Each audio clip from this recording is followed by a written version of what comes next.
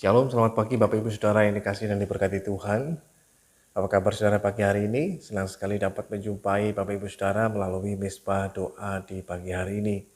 Mari pagi hari ini kita siapkan hati dan kehidupan kita untuk mau datang kepada Tuhan dalam hadirat-Nya, bersyukur dan memuliakan nama-Nya. Mari kita tinggikan nama Tuhan yang hidup. Haleluya. Ku yakin Kau hadir di sini. Ku rasakan kuasa yang tak terbatas. Ku yakin Kau nyata di sini. Kemenangan terjadi di sini.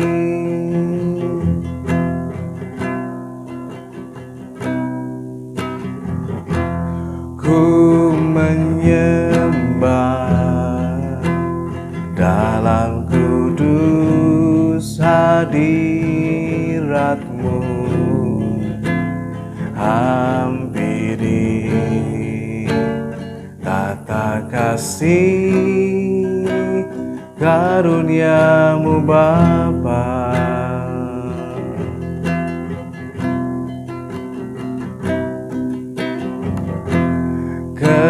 Kekuatanku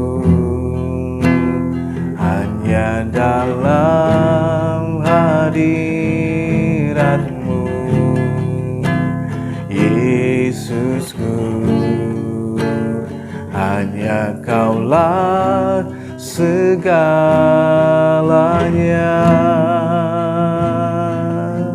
Ku menyembah,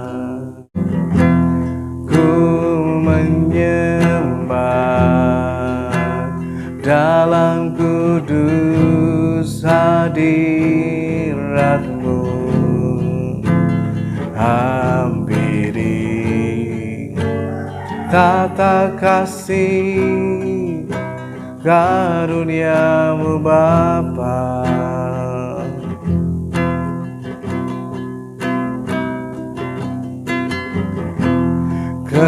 Kekuatanku hanya dalam hadirat-Mu, Yesusku. Hanya Kaulah segalanya. Ku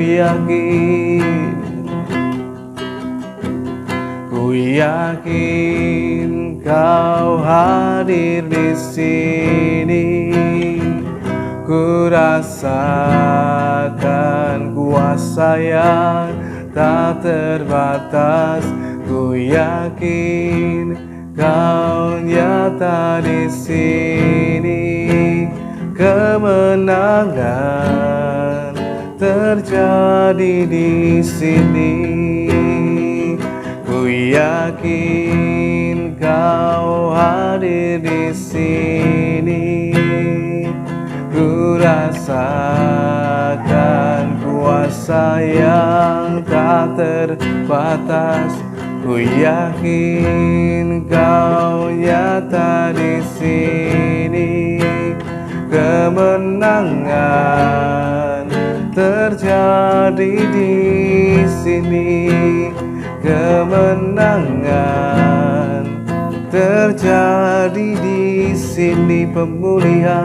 Pemulihan terjadi di sini.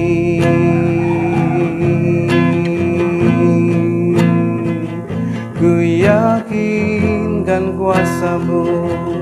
Ku yakin Kau hadir di sini. Dengan kuasa yang tak terbatas, dengan kasih-Mu Tuhan. Haleluya, haleluya. Bagi-Mu-lah Tuhan segala pujian dan keagungan selamanya. Kami tinggikan, kami agungkan, kami muliakan Engkau Tuhan. Haleluya. Syukur kunaikan padamu atas kasih-Mu. Haleluya. Ku bersyukur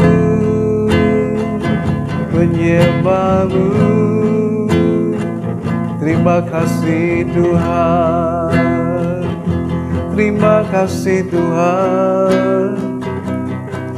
Mari datang padanya, sembahkan Tuhan, tinggikan namanya. Haleluya. Ku bersyukur menyembah-Mu Tuhan. Haleluya. Betapa baiknya Kau Tuhan, betapa baiknya Kau Tuhan.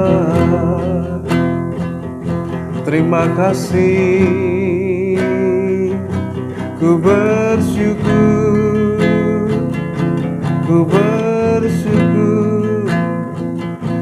dan menyembah-Mu Tuhan. Haleluya. Haleluya. Terima kasih Tuhan. Terima kasih. Sebab betapa baiknya Kau Tuhan, besar kasih setia-Mu Tuhan, besar anugerah-Mu, besar rahmat-Mu Tuhan. Betapa kami bersyukur memuji nama-Mu. Betapa kami bersyukur menyembah-Mu. Haleluya. Haleluya. Ku sembah Kau Tuhan. Ku sembah Kau Tuhan. Engkau sungguh baik, Engkau sangat baik Tuhan. Haleluya. Terima kasih Roh Kudus.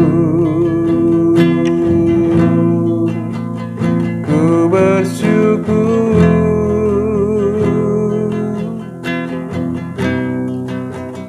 Haleluya.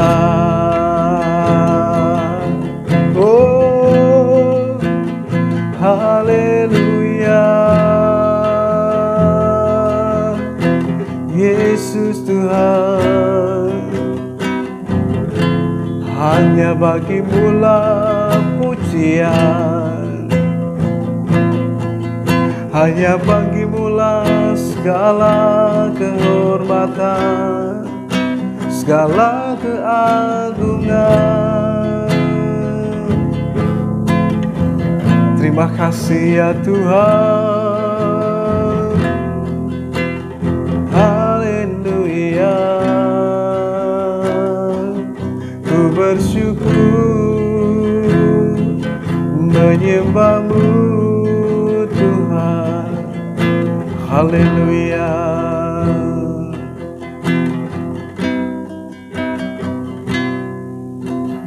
Sinar kemuliaan-Mu Bapa memenuhi sekelilingku. Ku rasakan hadirat-Mu, Kau tenggelamkan jiwaku. Ku ingin tetap tinggal bersama-Mu. Sinar kemuliaan-Mu, sinar kemuliaan-Mu Bapa memenuhi sekelilingku.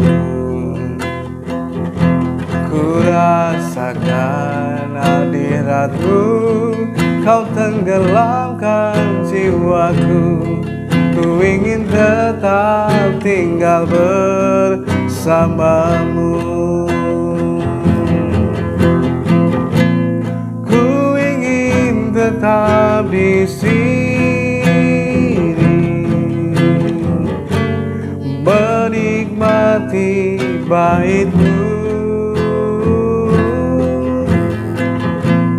Ku ingin tetap di sini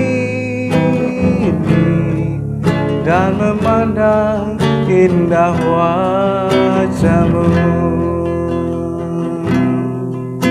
Sinar kemuliaan-Mu Bapa memenuhi sekelilingku. Ku rasakan hadirat-Mu, Kau tenggelamkan jiwaku. Ku ingin tetap tinggal bersama-Mu. Ku ingin tetap di sini, menikmati bait-Mu.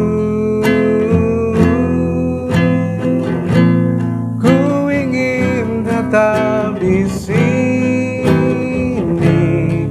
dan memandang indah wajah-Mu. Ku ingin tetap di sini, menikmati bait-Mu.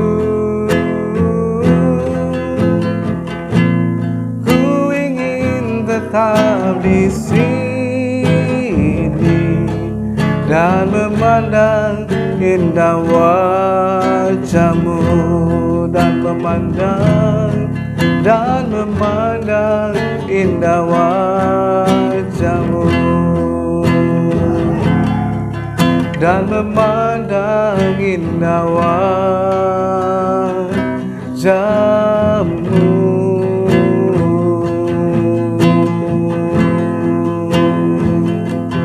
Dan memandang indah wajah-Mu, dan memandang indah wajah-Mu Tuhan, dalam hadirat-Mu. Terima kasih ya Tuhan, sungguh ku bersyukur memuji nama-Mu. Haleluya, Hosana. Segala kemuliaan bagi Tuhan, sebab hanya Kau saja yang layak ditinggikan, diagungkan Tuhan selamanya. Ku bersyukur menyembah-Mu. Haleluya, terima kasih Tuhan, terima kasih Tuhan, terima kasih Tuhan.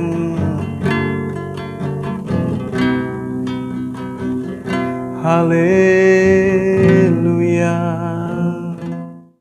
Saudaraku yang dikasihi dan diberkati Tuhan, pagi hari ini melalui pembacaan kita diingatkan kembali dalam kehidupan setiap kita betapa pentingnya kita dengan bijaksana dan dengan hikmat daripada Tuhan kita dapat menggunakan ucapan mulut kita dengan benar, dengan baik, dan tentu saja dengan bijaksana, sehingga dengan demikian itu menghasilkan sesuatu hal yang baik, bukan hanya buat diri kita tapi juga buat orang-orang yang ada di sekitar kita.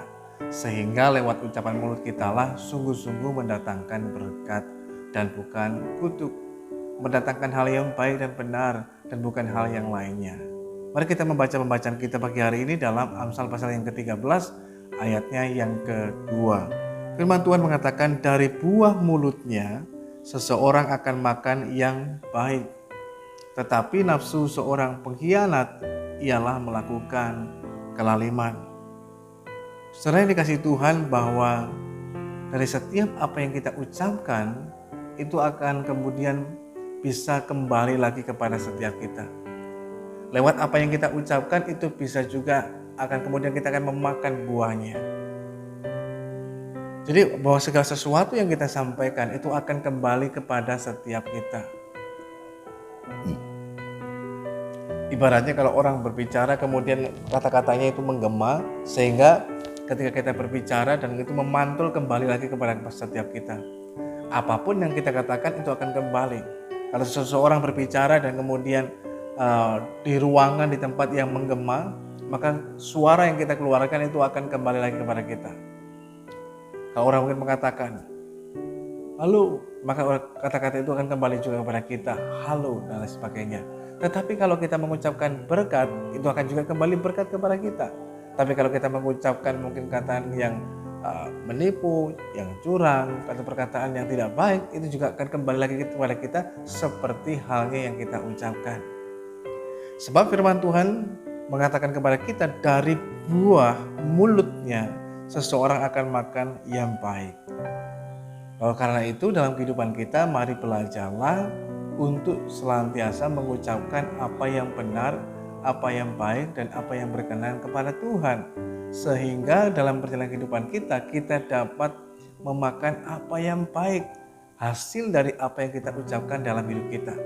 Saat seseorang hidupnya jujur dan benar, perkataannya juga benar, tidak ada tipu dalam mulutnya, tidak ada dusta dalam mulutnya dan lain sebagainya. Ketika dia jujur, maka dalam kehidupannya itu mendatangkan sesuatu yang baik bagi kehidupannya, dipercaya orang, bahkan kemudian mendapatkan berkat dan lain sebagainya.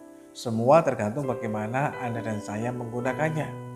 Oleh karena itu, mari yang pertama kita belajar lewat firman Tuhan ini adalah bahwa akan dalam kehidupan kita senantiasa belajar untuk dapat mengendalikan ucapan mulut kita dengan baik dan memastikan bahwa yang keluar dari ucapan mulut kita pun itu adalah hal yang baik dan berkenan kepada Tuhan, hal yang benar yang dapat memberkati, menguatkan dan lain sebagainya. Karena pada akhirnya nanti itu akan kembali lagi kepada setiap kita. Kalau kita mengucapkan hal yang tidak benar, hal yang tidak baik, tidak berkenan kepada Tuhan, maka yang kembali kepada kita tidak akan memakan sesuatu yang baik, tetapi mungkin sesuatu yang buruk, sesuatu yang kurang baik bagi kehidupan setiap kita.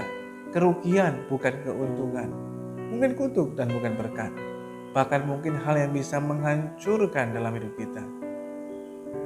Jangan pernah anggap remeh yang namanya kekuatan dari sebuah perkataan, memiliki dampak pengaruh yang begitu luar biasa. Nah, ucapan kita ini seperti halnya benih yang kita sedang taburkan, yang pada suatu kali ketika dia bertumbuh dan dia berbuah, kita akan menikmati buahnya. Buah yang baik atau tidak tergantung benih apa yang kita taburkan. Pastikan kita menaburkan benih yang baik. Hanya persoalannya dalam kehidupan kita, itu juga banyak dipengaruhi dari apa yang ada di dalam hati kita. Nah, kalau di dalam hati kita dipenuhi dengan sumber-sumber ataupun hal-hal yang tidak baik, maka itu pula yang akan kita ucapkan dan keluarkan dalam hidup kita. Saat seseorang dalam hatinya dipenuhi dengan rasa kecewa, dengan luka hati, kepahitan, bahkan dengan rasa kesal dan sebagainya, maka tidak bisa mengeluarkan dalam mulutnya, menaburkan benih yang baik, tapi seringkali ditaburkan benihnya sungut-sungut, menggerutu, kemudian ucapan kata-kata yang negatif dan lain sebagainya. Mengapa? Karena persoalannya ada di dalam hatinya. Nah, dari dalam hati akan memancar keluar lewat ucapan kita. Dari perbenaran hatilah kemudian akan keluar lewat ucapan mulut kita. Kalau perbenaran hati kita baik, akan mengucapkan hal yang baik. Kalau perbenaran hati kita tidak baik, akan mengucapkan hal yang juga tidak baik. Pohon dikenal dari buahnya. Nah, setiap orang dikenal dari buahnya, lewat ucapannya, seperti apa yang dikeluarkan. Paling tidak disitulah kita akan terlihat kualitas hidup kita yang sesungguhnya. Apakah orang yang benar atau orang yang gak benar, orang yang baik atau orang yang tidak baik. Sekalipun orang itu mencitrakan dirinya begitu baik, dengan tampilan yang baik, ucapan yang mungkin dibuat-buat dengan baik, tetapi sesungguhnya yang asli akan nampak dari dalam hidup kita. Oleh karenanya, yang pertama, mari belajarlah dengan hikmat Tuhan supaya kita dapat menggunakan ucapan mulut kita dengan baik dan benar. Yang kedua, mari kita terus menjaga dan mengisi hati kita dengan hal yang baik, supaya benih yang baik pula yang kita taburkan lewat ucapan mulut kita. Istimewa, kita perlu belajar untuk membuang segala sesuatu yang kotor, segala sesuatu yang tidak baik dari dalam hati kita. Mungkin iri hati, mungkin kebencian, mungkin kekecewaan, mungkin luka hati dan kepahitan dan sebagainya. Segala sesuatu yang baik, segera dan secepat mungkin kita keluarkan dari dalam hati hidup kita.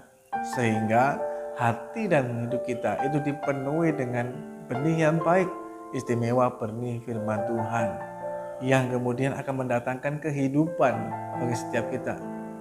Sehingga ketika akan mengucapkan sesuatu, menaburkan benih lewat perkataan kita adalah benih yang baik, yang membawa pada kehidupan.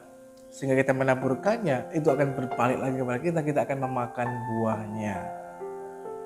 Kalau kita mengucapkan dalam kehidupan kita selalu berkata, aduh sial, sulit, susah, mustahil. Nah kita ngomong-ngomong terus demikian, kita mengucapkan atau menaburkan benih yang seperti ini, maka itu sebenarnya kita sedang memperkatakan hal yang demikian bagi kehidupan setiap kita. Karena pada akhirnya buahnya lah kita akan memakan. Kalau kita mengucapkan terus demikian dalam kehidupan kita, sungut-sungut, menggerutu dan lain sebagainya, kemudian kita akan memakan buahnya dan kita nggak dapat apa-apa yang baik dalam hidup kita. Kita mengingat kembali peristiwa yang dialami oleh orang Israel. Ketika orang Israel keluar dari Mesir menuju ke tanah perjanjian, maka bangsa Israel karena hatinya dipenuhi dengan kepahitan dan belum dipulihkan, maka yang terjadi lewat ucapan mereka selalu mengucapkan hal-hal yang pahit, yang menyakitkan orang lain. Hati mereka penuh dengan luka dan belum dipulihkan, cenderung ke kata-katanya yang melukai.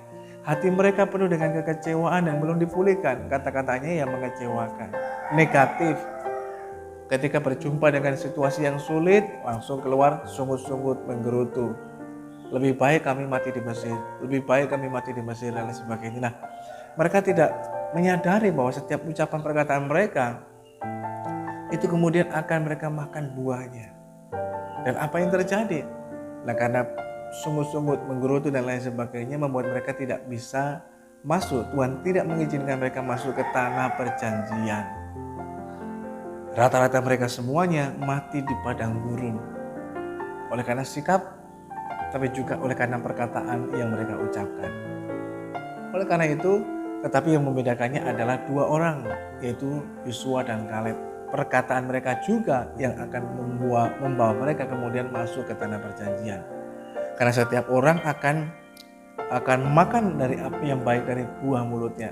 Yosua dan Kaleb tidak pernah mengucapkan kata-kata sungut-sungut, menggerutu, atau berkata enggak mungkin. Ketika banyak orang mengatakan enggak mungkin kita bisa mengalahkan orang Kanaan, orang di Yeriko dan lain sebagainya. Enggak mungkin kita bisa sampai ke sana, masuk ke sana. Mustahil. Kita kecil, mereka besar, mereka banyak dan lain sebagainya. Tetapi Yosua dan Kaleb menenangkan hati rakyat dan berkata, betul di sana tantangannya besar, tapi Tuhan telah menyerahkan mereka kepada setiap kita. Kita pasti bisa. Dan itu terjadi seperti apa yang mereka ucapkan. Yang terjadi dengan hidup kita adalah seperti dengan apa yang kita ucapkan. Hati-hatilah dan bijaksanalah dalam mengucapkannya. Pastikanlah kita mengucapkan yang baik supaya dalam hidup kita yang baik yang terjadi.